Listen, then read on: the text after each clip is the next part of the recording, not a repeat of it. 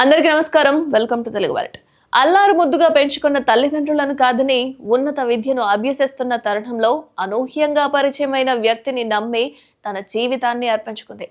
ఏ విద్య అర్హత, ఆర్థిక స్తోమత లేకున్నా తన మనస్సుకు నచ్చిన వాడిని మతాచారం అడ్డొచ్చినా సరే రక్త సంబంధాన్ని తెంచుకొని మరీ నమ్మించిన వాడిని మనువాడి జీవనం కొనసాగిస్తుంది.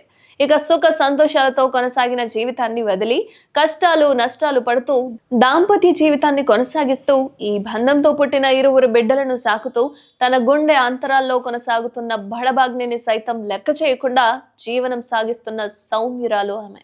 ఇక భర్త వ్యవహారం తరచూ బాధించినా కూడా తను మారతాడేమో అన్న నమ్మకం జీవనాన్ని సాగిస్తూ వస్తుంది. ఆమె నమ్మకం మరోసారి ఒమ్మైంది. ఇక చివరకు భర్త చేసిన నేరంపై విచారణకు పిలవడంతో ఆత్మాభిమానం కలిగిన ఈ బిడ్డ తనువు చాలించేందుకు సిద్ధమై తన కడుపున పుట్టిన బిడ్డలను కూడా కడతెర్చి తనువు చాలించింది. అయితే ఈ హృదయ విధారకరమైన సంఘటన మధిర మండలం నిదానపురంలో జరిగింది. నిదానపురం గ్రామానికి చెందిన షేక్ జానీతో షేక్ పేష్రా అంటే పేరు మార్చుకుంది పెళ్ళైన తర్వాత. 5 ఏళ్ల క్రితం మతాంతర ప్రేమ వివాహాన్ని చేసుకుంది. తర్వాత హైదరాబాద్ లో ఉన్నత చదువులు చదువుతున్న సమయంలో పరిచయమైన బాజీ ఆయన చెప్పిన మాటలను నమ్మి తల్లిదండ్రులను ఎంత వద్దని వాదించినా సరే హిందూ సాంప్రదాయం ప్రకారం పెళ్లి చేసుకుంది. ఆ తర్వాత అతను తన ముస్లిం సాంప్రదాయ ప్రకారం ఆమెను పెళ్లి చేసుకున్నాడు.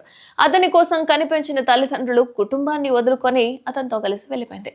పెళ్లికి ముందే భర్త చెడు అలవాట్లు, వ్యసనాలకు బానిసగా మారి దొంగతనాలకు కూడా పాల్పడుతూ ఉండేవాడట. కానీ ఆ విషయాన్ని ఆమెకు చెప్పలేదు. పెళ్లి తర్వాత 2 పిల్లలు పుట్టడంతో కుటుంబ పోషణ భారం అయితే తెలిసినా ఏం లాభం. తర్వాత ఆర్థిక ఇబ్బందులు చుట్టుముట్టాయి. అతను భార్యకు తెలియకుండా బయటకు వెళ్లి దొంగతనాలకు పాల్పడుతూ ఉండేవాడు. ఇక ఈ క్రమంలో ఆధారాలతో ఇంటికి వచ్చి పోలీసులు అతన్ని విచారణకు రమ్మని తీసుకొని వెళ్ళిపోయారు. ఈ విషయాన్ని భార్యకు చెప్పడంతో అవమాన భారంతో కుమిలిపోయింది. మృతురాలు తన ఇరువురు పిల్లలు మెహక్ అండ్ మెనురుల్ ను దగ్గరకు తీసుకొని తనలో లేని కసాయితనాన్ని ప్రదర్శించి వారిరువురిని ఊరేసి కడతీర్చింది. అదే క్రమంలో ఇంట్లో దూలానికి ఉరేసుకొని తను ఆత్మహత్య చేసుకుంది. ఈ విషాద ఘటన స్థానికులను కలిసివేసింది. ఘటనా స్థలానికి చేరుకొని మృతదేహాలను పోస్ట్మార్టం నిమిత్తం ఆసుపత్రికి తరలించి కేసు నమోదు చేసి దర్యాప్తు చేస్తున్నారు మధుర పోలీసులు. ఈ సంఘటన విన్న తర్వాత మీకేమనిపిస్తోంది? కామెంట్ చేయండి.